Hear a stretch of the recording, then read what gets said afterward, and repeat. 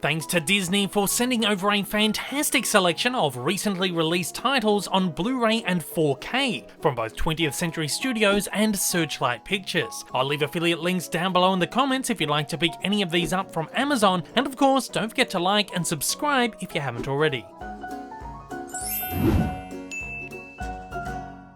Firstly, we've got a release of Steven Spielberg's West Side Story. Of course, Ariana DeBose won the Academy Award for Best Actress, while the film was nominated for a further 6 awards, including Best Picture and Best Director. Though I'm not a huge fan of musicals, I absolutely fell in love with West Side Story, which is superbly directed by Spielberg with his traditional sweeping lens. It's easily one of the most beautifully produced musicals put to screen. Shot on 35mm film with a 4K DI, the movie looks absolutely gorgeous on 4K, perhaps one of the best and most filmic transfers of a contemporary film for some time. While it's not an overly colourful movie, moments of colour do burst, and of course the movie sounds amazing as well. While the disc isn't loaded with bonus features, it does offer a great 90-minute documentary focusing on the legacy of the original Broadway show, the 1961 film, and the making of the new version.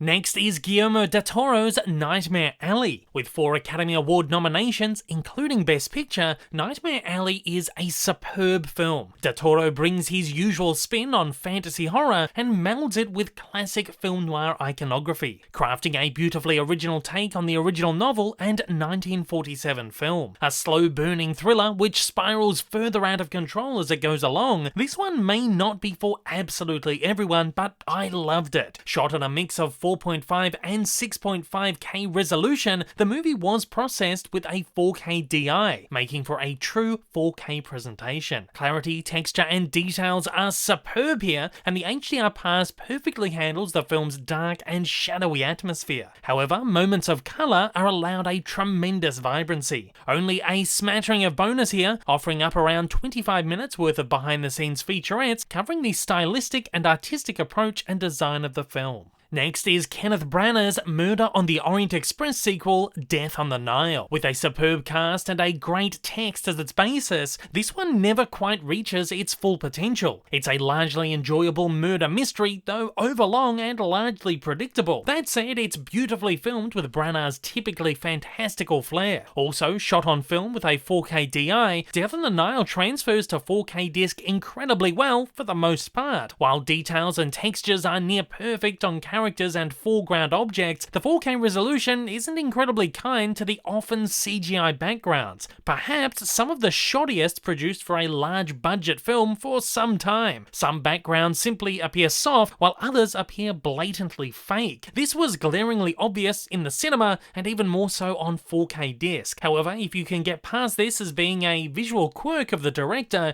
you should have a fun time. This set offers a decent selection of supplements, including just over half an hour of featurettes focusing on the film's production and translation from novel to screen, and an additional 10 minutes of deleted scenes. Next is the Kingsman series prequel, The King's Man, a World War period piece charting the earliest days of the titular fictional spy agency. A fan of all of these movies, I had a blast with King's Man. No, it's not the best movie ever made, and it's certainly more ham-fisted and over-the-top than the previous films, but it's one of the best nights at the pictures I've had in a long time. Despite being shot at resolutions between 3.5 and 6.5K, King's Man only received a 2K DI.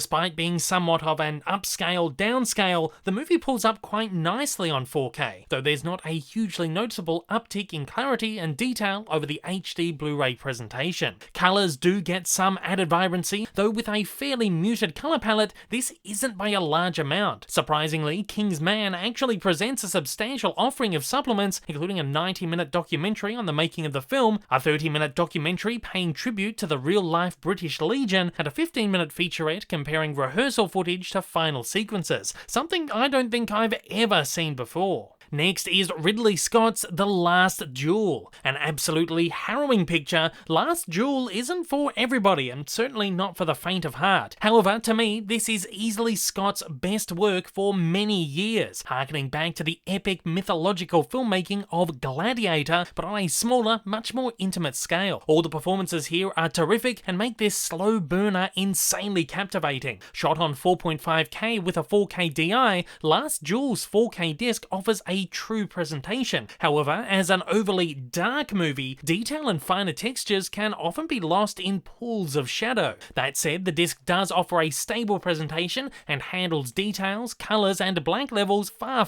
better than the HD Blu-ray. Last Duel is accompanied by a single 30-minute making-of featurette, which gives a decent, if not surface-level look behind the scenes of the movie. Next, we've got animated feature Ron's Gone Wrong from Locksmith Animation, a delightful buddy comedy which boasts a super charming story about friendship, acceptance and individuality in an incredibly original and modern way. It's got plenty of hilarious moments for the kids and deeper meaning for the adults. Likely with a 4K DI, Ron's Gone Wrong looks stunning on 4K disc, despite its somewhat stylized design. Animation is finely detailed while colors are absolutely radiant. Other than the HDR color pass, the 4K isn't a huge leap over the Blu-ray, which is the case with most animation, but it is certainly the superior presentation. Unfortunately, the set is only host to about 20 minutes worth of bonus, offering a fairly basic look behind the scenes of the movie, far less than we're used to from a Disney animation release. Next, supernatural horror The Night House hits Blu-ray disc. Easily one of the cleverest, most nail-biting thrillers I've seen in recent years, Night House was an enormous surprise to me. It's a totally chilling film which is equal parts gripping and unpredictable, crafted with an intimate visual and narrative flair. The movie comes to Blu-ray with a decent transfer, though given its darker nature often sees some of the format's downfalls, such as crushed blacks and finer details. Shot at 3K and processed with a 2K DI, it's almost certain the film wouldn't look any better, and perhaps even worse, on 4K, and likely why one isn't an option. The disc offers a fairly base level 20-minute featurette covering the creation of the movie.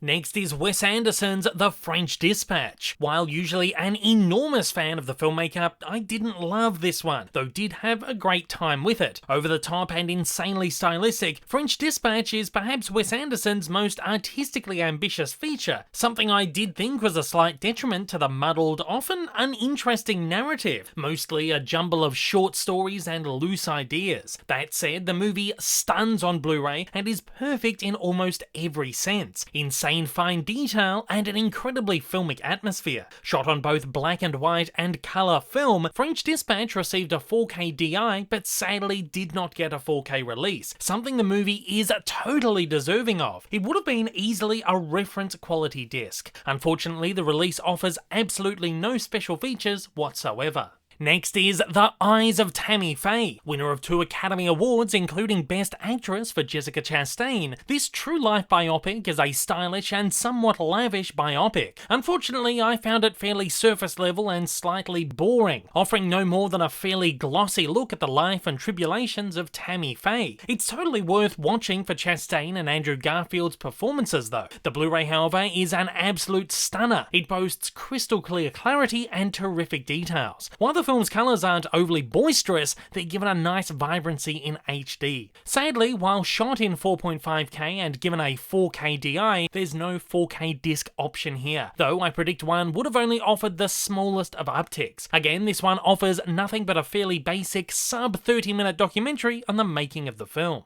And finally, we have Antlers from producer Guillermo del Toro. While this one had an insanely exciting premise, it's unfortunately one that never fully delivers. Promising to be a great creature feature with great horror, Antlers also gets bogged down with drama, symbology, and self-awareness. It never really leans in one true direction, making for a somewhat muddled film. Regardless, there are some good things in here, particularly the creature effects and performances. The movie lands on Blu-ray with a wonderful presentation. It's crisp and fine finely detailed with a terrific colour management, thankfully escaping the black level issues of Night House. Despite being shot at 6K with a 4K DI, I couldn't imagine this looking largely better on 4K disc. This disc features a smattering of basic 2 to 5 minute behind the scenes featurettes and a 42-minute panel with Del Toro and director Scott Cooper filmed for Comic-Con at home. Once again, thanks to the incredible team over at Disney for sending over this bundle of new releases. All are available now and can be purchased at affiliate links down below. At that, I'm throwing it over to you. I want to know, which of these movies have you seen and which would you like to own on physical? Make sure to fire away with your thoughts down in the comments below, and don't forget to like and subscribe if you haven't already.